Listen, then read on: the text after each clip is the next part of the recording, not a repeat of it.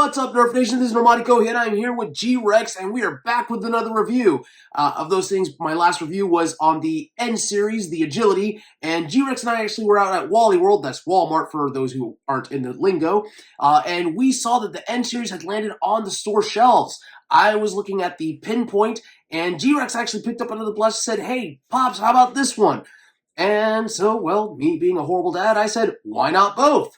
So we're actually going to be reviewing today the Pinpoint as well as the Ward. So the Pinpoint does retail at $19.97 at Walmart. Of course, you can find it on sale on Target as long as you buy it online and pay for shipping. I believe that their price is around $17.97, which when you add the shipping cost, it puts it over the $19.97 at Walmart. So if you have something that you want to buy in additional to that, you can go ahead and do so, score yourself a deal, or you can just go to your local Walmart and pick it up like so. Of course, the Ward is $4.97 at Walmart, and I believe it's $4.27 on Target's website as well.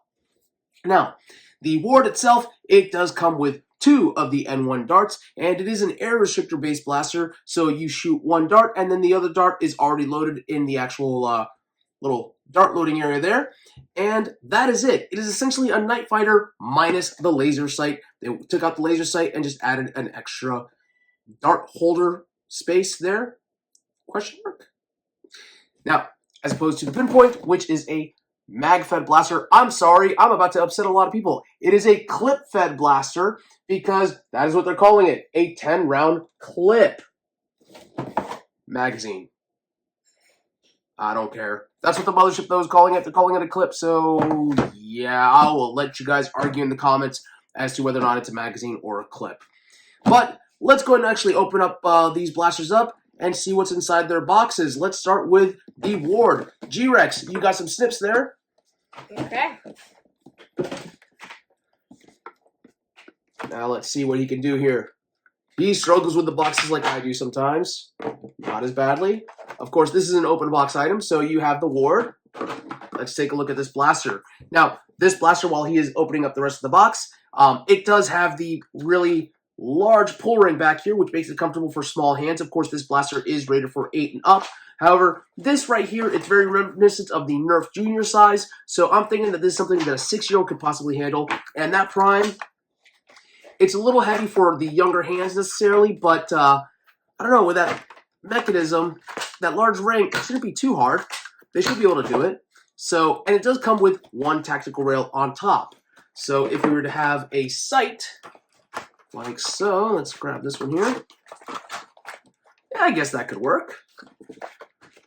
Looks a little obnoxious there, but...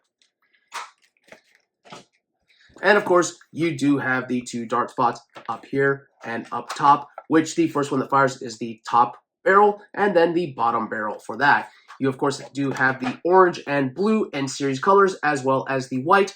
This is actually an elevated Nerf logo, so it's not just painted, and that logo does exist on both sides of the blaster. It is just painted on the pretty side, left out on the ugly side. Different than the Agility, which the Agility did have just the Nerf logo on the one side. The trigger, that's a pretty stiff trigger, but it is pretty comfortable. All in all, the handle, it does feel safe in your hand, and you have a beaver tail that is actually pretty comfortable on your thumb as well. So, G-Rex, you're the intended audience for this blaster, though. How does that feel in your hands? It feels good. Yeah. Easy for him to prime. There we go. So what else was in that box? So we have our darts. Okay, we have our two N1 darts, which is enough for what the actual blaster holds. So, okay. And it is taped up in this plastic packaging. Well, let's use the snips. And pop that open. Any instructions in there? No, apparently not. No instructions. Aha! Instructions on the box. It is pretty self-explanatory, of course. You load these up here. Actually, G-Rex, this one's yours. You show them how this is done. You have your N1 dart loaded in here, then in here, then you're ready to go. It's that simple, folks. Then you prime it, you aim it, you fire it, ta-da. Wash, rinse, and repeat. Now, Let's go ahead and actually clear off our table here. And look at Daddy's toy. Now, of course, this is the Pinpoint. It does come with a completely closed box, which is kind of different than some of the other N1 boxes, the N-Series boxes so far. And it does have all the descriptors here. It is a bolt-action blaster, and it does tell you that it is a clip-fed blaster, whatever. And it comes with 18 N1 darts, which is really weird because it is a 10-round clip. So, as opposed to the Agility, which actually came with 12 darts, so that was double what the blaster actually holds. This one could hold 10, so it should have given you 20. Instead, they gave you 18. I don't know. However, for this, I'm going to need my scissors, which have just dropped off of my pegboard. And let's go ahead and actually cut this open.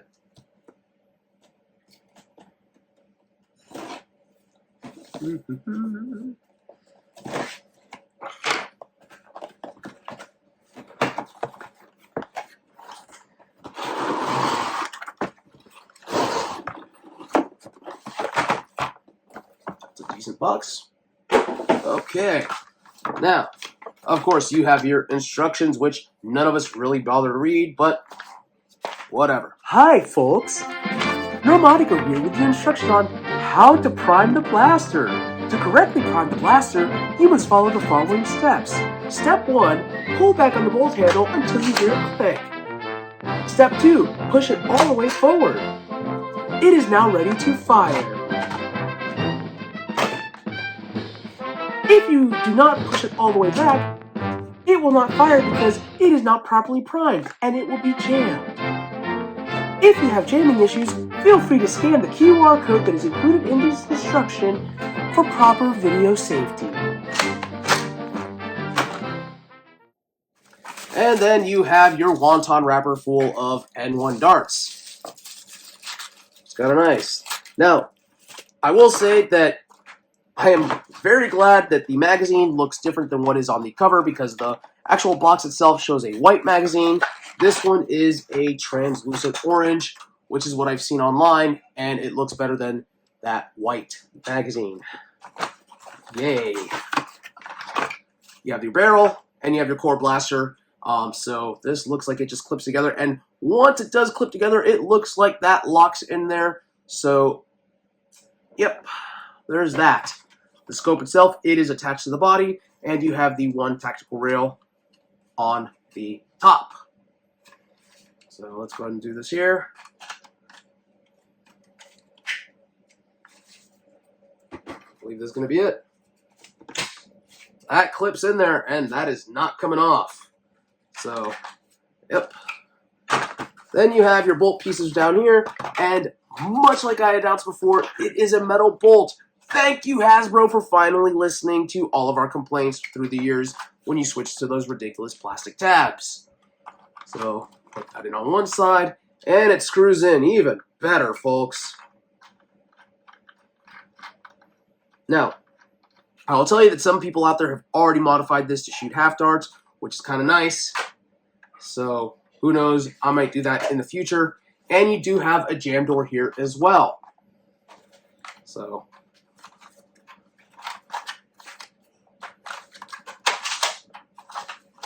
that jam door can only be opened when it is primed, because when it closes, that jam door closes with it.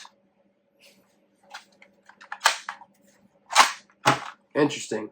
That is kind of a stiff prime, but that's okay. Is that a skinny pusher? Do you need to...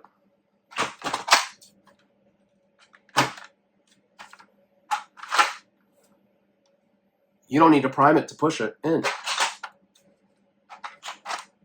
That mag... Oh, that's nice. That is not... Oh, that's cool. Okay, so the way that this magazine is designed, you do not have to prime the blaster because that is going to hold those darts in place, and the darts are not going to push up into the actual push rod, or sorry, into the breech. So that's kind of neat. The darts will stay down because the breech itself, if it's closed, it'll still load the magazine, and the darts will be held down. so you can load the magazine and take it out while it's, oh, that's fantastic. Amazing. Amazing.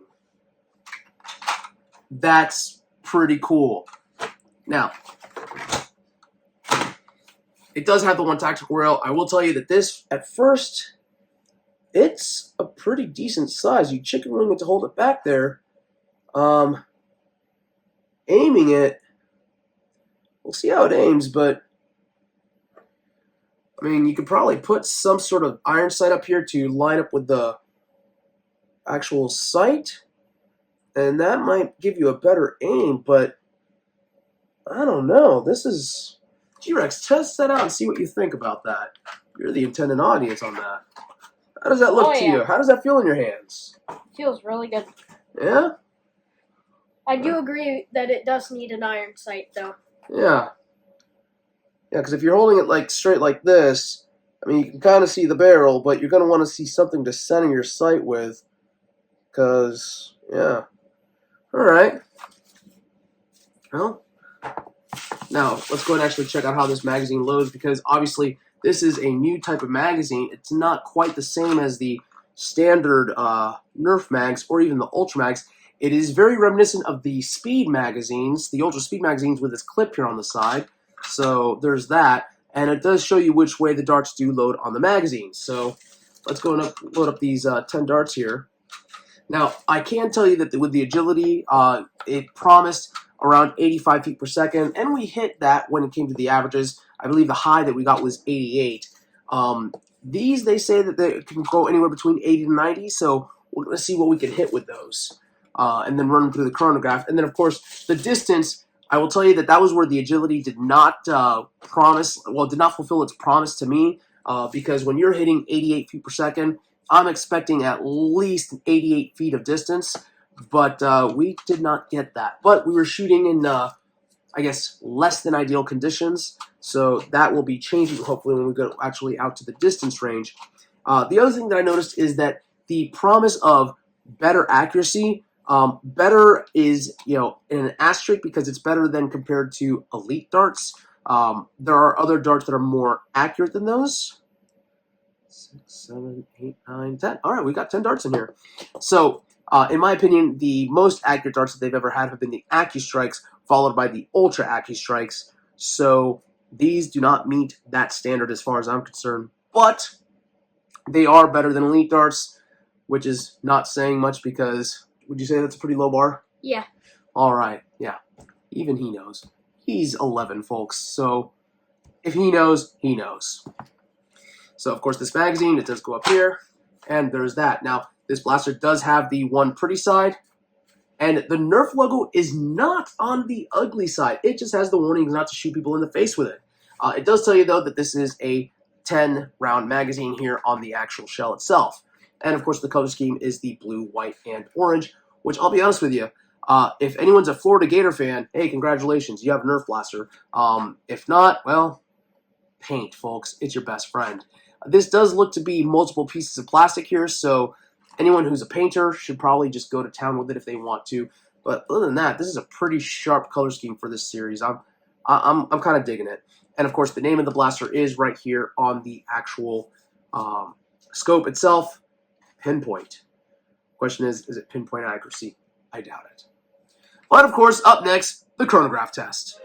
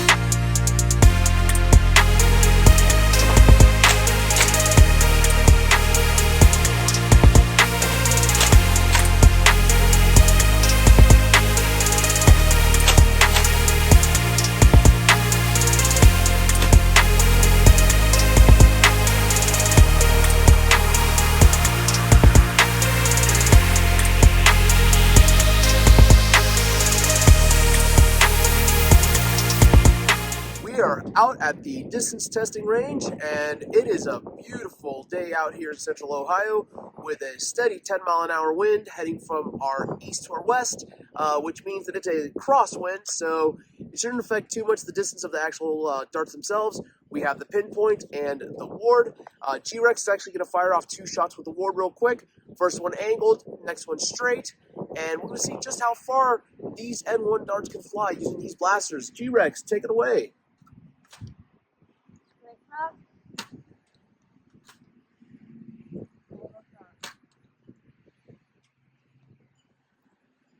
All right, so we're going to go measure that distance, and then we'll be back with the Pinpoint.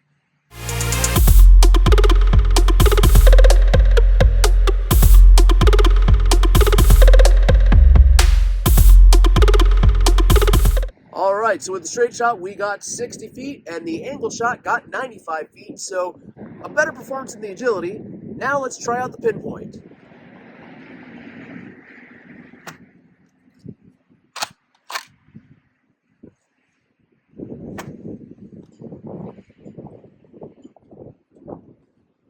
Let's go get these numbers.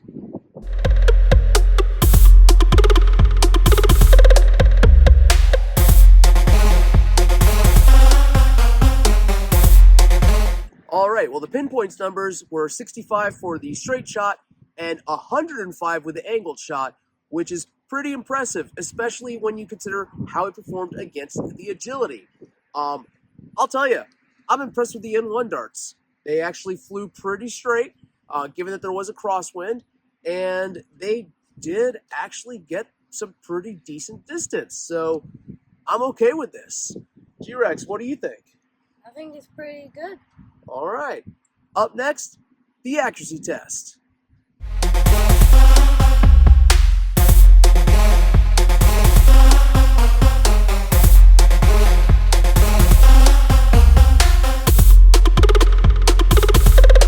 And we are now back for the accuracy test. And we're going to be putting up the Ward first. G-Rex is going to be firing it at the basket about 27 to 30 feet away. Now, here's where we're going to test the N1 darts because all the promotional materials say extreme accuracy and extreme power. We've gotten the power part. I wouldn't call it extreme, but it's there compared to the elite standards. Not quite to where Ultra was at, but I'll give it that. The accuracy, however, the last time I tested with the agility, not so great. We'll see how it does with the Ward and with the Pinpoint. I do have somewhat better hopes because at least with the Pinpoint, you have something to aim with. The agility, of course, did not have any iron sight at all set into it, and the Ward kind of runs into the same issue, but it does have the rail on top, so maybe you might be able to use that to aim it. We're going to switch now to G-Rex and see how he does doing 6 shots at the target basket.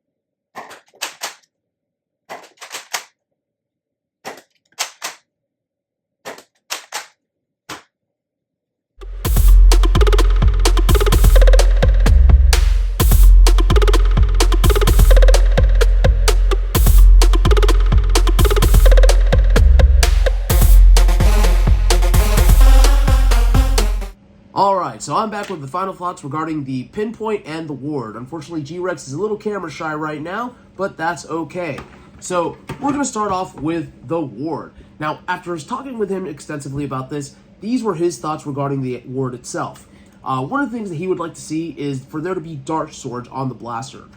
If it were up to him, there would be another tactical rail down here on the bottom where there could be a 2 to 3 dart storage holder there. That way you could actually hold some more darts, not just the 2, and not have to worry about carrying some in your pocket and reloading. What he does like about the blaster is that it is very easy to prime using this pull ring.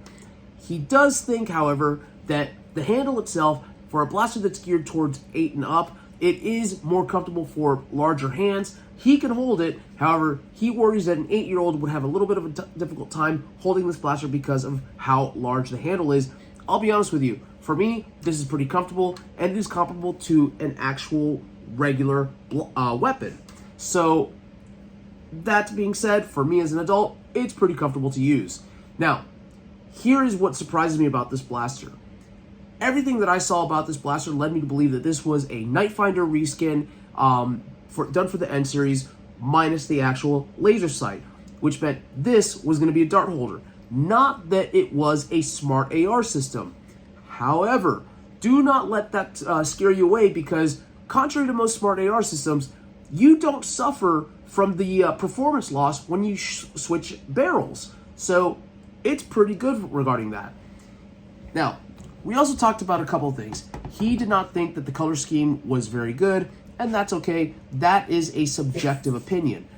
One of the things he did point out, though, was the lack of the white. Of course, you just get the white on the Nerf logo.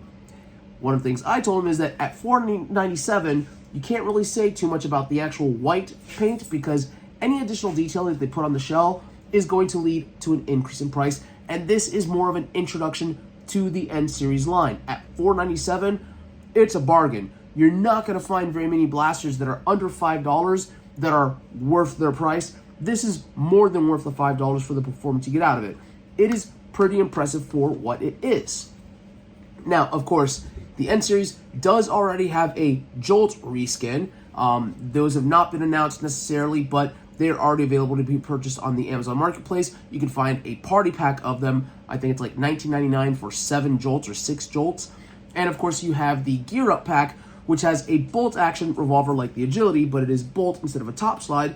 You get something similar to this with a scope and a Jolt-like blaster. So there you have it. That's $24.99. It is available on Amazon. Regarding the blaster, here are the faults as I see it. It is difficult to aim with. Yes, you can technically line up with this. However, the aim is not as accurate as it could be because of the fact that all you're dealing with is that one little nub on the tactical rail. And other than that, there's nothing really to aim with. One of the things that it does get a little bit difficult, because this back here, it does angle downwards, and that could help you to aim. However, it just feels off. It doesn't feel like you're aiming straight with it. So that's just my opinion of it.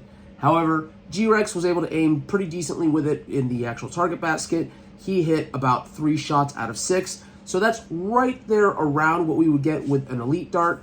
So the extreme accuracy, I'm going to say that's a load of butt. But, however, nah, it's okay. It's not as wildly inaccurate as Elite Darts. It's just not easy to aim with these blasters so far. Who is this blaster for? It says 8 and up. I'll be honest with you, this ring, if you give it to a 7-year-old, they're not going to really hurt anyone. Neither is a 6-year-old. What is this blaster going to be used for? This is your backup blaster. This is the backup blaster. This is the one that you keep in your pocket. Yes, it's not going to fit completely in your pocket because of the size. However, you keep this in your side pocket, you holster it there, and when you are out of everything else, you pull this one out, and you have 2 more shots left. That is what this blaster is for. Who else is this blaster for? This blaster is for the parent who needs to pick something up, for someone who needs a little birthday gift. Well, maybe not a birthday gift, more like a love present. Hey, you did really good today at school. Here, have a Nerf gun. You know, a Nerf blaster, sorry. So that is who this blaster is for necessarily. I wouldn't go out and get this if this is going to be your only N-Series. Again, this is for a backup blaster for an N-Series loadout. Now, is it worth the money? Absolutely. $497, you're not going to beat that. That is something that easily $10. Okay? Other series, you would see this with a $9.99 price tag, and people wouldn't bat their eye at. So, have at you. Let's talk about the Pinpoint. The Pinpoint, it has a lot of things going for it. The extreme speed, you know what? We hit 91 with the chronograph, so I'm okay with that. The magazine, it has its ups and downs, but let's talk about the ups. 10 rounds is pretty decent. Traditionally, with the original magazines, when they started with the N-Strike series, they were only 6 rounds. So to start off with a 10-round magazine, that's pretty good. I wish that they would actually sell magazines independent of this. So far, I only know of 2 magazine blasters that are part of the N-Series. This one and the Infinity. Now, the Infinity is a magazine, but it's also a chain belt magazine, question mark, that holds up to 40. So they're basically proprietary magazines, and that's going to be an issue until they start making more of these. Reason being is because loading it up, yes, it's a quick load. You don't have to worry about the actual mag teeth on the top, but you still have to reload a magazine when you are empty. That is a problem if you're in the middle of a Nerf battle. You're going to have to stop, reload, pull out your secondary, do whatever, and that just could be an issue. However, you release sets with magazines, you're good to go. Hasbro could have done better by adding an additional magazine with the blaster itself, but again, at $19.99, you can't really complain about that. Now, the other things the blaster has going for it. Whoops. This stock, you know what? The butt stock, it is short, but it is comfortable. The cheek rest, it is comfy, as my big fat cheek is on here. And the scope itself, it is functional because it has a target reticule there. However, that target reticule doesn't help when you have nothing in the front to center it with. So I wish that there was something available, some sort of attachment that you could use to center this with. Please, Hasbro, please, Nerf, for the love of God and all that is holy, start to release attachments for the N-Series like you used to with the N-Strike series and with the Elite series. You can sell attachment packs, and that would make you a lot more money. However, one little design flaw in this blaster regarding those attachments, excuse me, the tactical rail. You have a very long tactical rail on this barrel, which would be great if you had one on the bottom side as well. As such, anything that you put until you release it to match this scope is going to block the scope itself. For example, if you were to attach one of the red dot sight attachments on here, such as the Rival one, such as the ones that came out with the Elite series, congratulations, you're not going to be able to use the scope. You're also not going to be able to aim properly with it because of the fact that that scope is going to get in the way of you aiming. So there's that. Why they would put this long rail up here without any other attachments planned, I do not know. However, hopefully they can make some sort of change. Ideally, they could make some sort of attachment that would drop down, hold a magazine on the side. That way you can go, boom, reload, keep on going, whatever. Point is, make something that allows this to work properly. Also, give us a little iron sight up here, just something. Now, the other design issues that I see with this blaster.